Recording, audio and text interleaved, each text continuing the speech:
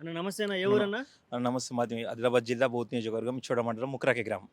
Okay. Revanth Reddy గారి సుపరిపాలన ఎలా అనిపిస్తుంది? బ్రహ్మాండంగా ఉందా? రేవంత్ రెడ్డి పాలన ఏం లేదు. మొత్తం 6 గ్యారంటీలు, 420 పాలన మొత్తం. గద్దెనెక్కక ముందు అందరికీ అన్నీ అన్నారు. గద్దెనెక్కాక కొందరికి కొన్ని అంటున్నారు. ఇప్పుడు ఏమంటున్నారంటే మొన్నటి వరకు జనవరి 26 నుంచి 4 పథకాలు ప్రతి ఒక్కరికి ఇస్తామన్నారు. హ్మ్. ఏదేదంటే రైతు భరోసా, ఇందిరమ్మ ఆత్మీయ భరోసా, కొత్త రేషన్ కార్డు, ఇందిరమ్మ ఇల్లు అందరికని గ్రామ సభలు పెట్టి అప్లికేషన్లు తీసుకున్నారు. కానీ ఇప్పుడు ఏమంటున్నారంటే గ్రామ సభలు సూపర్ సక్సెస్ అంటున్నారు గదా! సూపర్ సక్సెస్ లేదన్న గ్రామ సభలకు పోలీస్ ఆధ్వర్యంలో గ్రామ సభలు జరిగినాయి. ఇప్పటివరకు ఎప్పుడన్నా మనం చూసామా? ఇందిరమ్మకి తెలిసి ఇక ఇవన్నీ ఇస్తారో లేదో పథకాలు. ఎందుకంటే గ్రామ సభలు మొత్తం ఫెయిల్ అయినాయి. ఏడంటే ఆడ గొడవలయినాయి. వీళ్ళు మంత్రులు ఏమంటున్నారంటే టీఆర్ఎస్ వాళ్ళు కావాలని గొడవలు చేస్తున్నారు అంటున్నారు. టీఆర్ఎస్ వాళ్ళు కాదు, ప్రజలే మొత్తం గొడవలు చేస్తున్నారు గ్రామ సభలు. ఎందుకంటే పేరు లేవు, ఏం లేవన్న ఇప్పుడు సంవత్సరం నుంచి గత ఏడాది నుంచి అప్లికేషన్లు తీసుకుంటూనే ఉన్నారు. కానీ ఇప్పటివరకు ఒక్క పథకం కూడా ఇంప్లిమెంట్ చేస్తలేరు. ఎందుకంటే ముఖ్యమంత్రి గారు తెలంగాణలోని ప్రతి గ్రామానికి, తెలంగాణ రాష్ట్రానికి ముఖ్యమంత్రి, కానీ ఈయన ఎట్లా చేస్తున్నారంటే మండలానికి ఒక గ్రామ ప్రజలే ఓట్లేసినట్టు, మండలానికి ఒక గ్రామానికే ముఖ్యమంత్రి అయినట్టు ఈయన ఒక గ్రామానికే శాచ్యురేషన్ పద్ధతిలో ఇస్తా అంటున్నాడు 4 పథకాలు. అట్లాంటి మరి మీరు ఎన్నికల్లో ఒక గ్రామానికే ప్రచారం చేశారా? ఒక గ్రామానికి మీ 6 గ్యారెంటీల మేనిఫెస్టో పెంచారా? ఆరు గ్యా ఆరు గ ఒక ఒక గ్రామానికి మీరు మీ పథకాల గురించి ఇచ్చి ఓట్లు అడిగారా? ప్రతి గ్రామానికి ఓట్లు అడిగారు కదా! ప్రతి ఒక్కరికి 6 గ్యారంటీలు అంటే ఓన్లీ 6 గ్యారంటీ కాదు, మొత్తం 420 హామీలున్నాయి ఇచ్చినాయి కాంగ్రెస్ ప్రభుత్వం. ప్రతి ఒక్కరికి ఇస్తామన్నారు. రైతు భరోసా కేసీఆర్ 10,000 ఇస్తే ఏం సరిపోతది? విచ్చం ఇస్తున్నాడా? మేము వచ్చినాక 15,000 ఇస్తానన్నాడు. ఇప్పటివరకు రేవంత్ రెడ్డి గారు ఒక ఎకరానికి ఒక రైతుకు 17,500 బాకీ ఉన్నాడు. మహాలక్ష్మి పథకంలో 2,500 ప్రతి మహిళకి ఇస్తున్నాడు. ఇప్పుడు 13 నెలలు అవుతుంది ప్రభుత్వం వచ్చి, ఇంకా ప్రభుత్వం స్టార్ట్ చేయలేదు.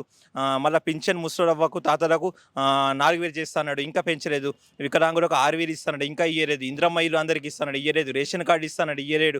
మరి ప్రతి సంవత్సరం జాబ్ క్యాలెండర్ 2 లక్షలు ఉద్యోగాలు ఇస్తున్నాడు. కేసీఆర్ ఇచ్చిన నోటిఫికేషన్లకి పరీక్షలు పెట్టిండు. ఏదో ఈయన ఇంటి నుంచి ఇస్తున్నాడు, ఏదో ఫౌజు కొట్టి సర్టిఫికేట్ ఇస్తున్నా, కానీ ఈయన వచ్చిన తర్వాత ఒక్క నోటిఫికేషన్ కూడా ఇయ్యలేదు. మొత్తం కొలాప్స్ ఉన్నదన్న, ప్రభుత్వ పాలన లేదు, ప్రజాపాలన అన్నారు. కానీ మొత్తం నిజాం పాలన లెక్క చేస్తున్నాడు. ఈయన ఇంటిలో ఏదో ఇస్తున్నట్టు రేవంత్ రెడ్డి. మేము వీళ్ళకే ఇస్తాం, వీళ్ళకే లేదు. ఉట్టిగా ఫాల్తూ మాటలు మాట్లాడుతున్నాం. ప్రజాపాలన లేదు, ఏం లేదు.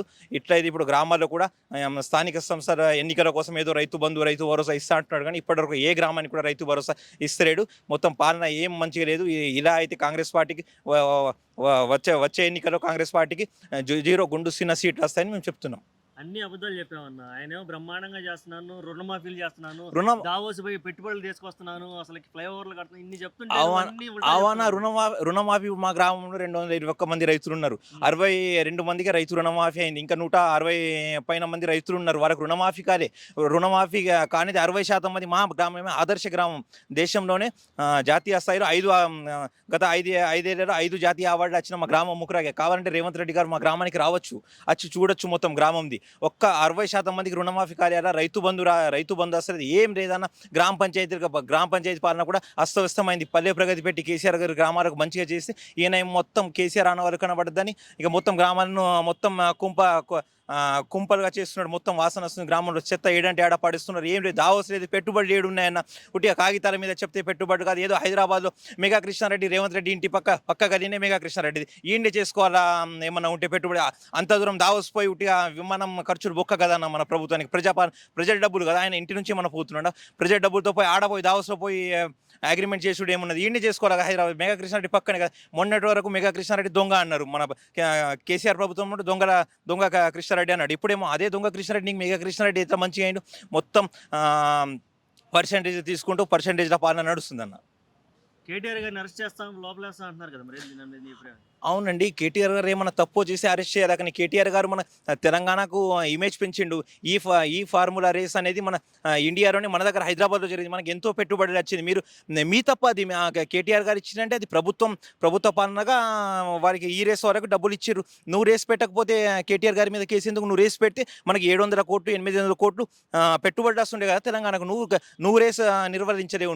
నీ తప్ప అది. అసలు కేసు పెట్టాలంటే రేవంత్ రెడ్డి గారి పేరు మీద పెట్టాలా, ఇప్పుడున్న ప్రభుత్వం మీద కేసు పెట్టాలి. ఎందుకంటే కేటీఆర్ గారు హైదరాబాద్కి ఇమేజ్ పెంచిండు. హైదరాబాద్కి ఎన్నో పెట్టుబడులు తీసుకొచ్చిండు. ఈ రేస్ వల్ల ఎంతో ఇమేజ్ పెరిగింది. మన హైదరాబాద్కి పెట్టుబడులు వచ్చినాయి.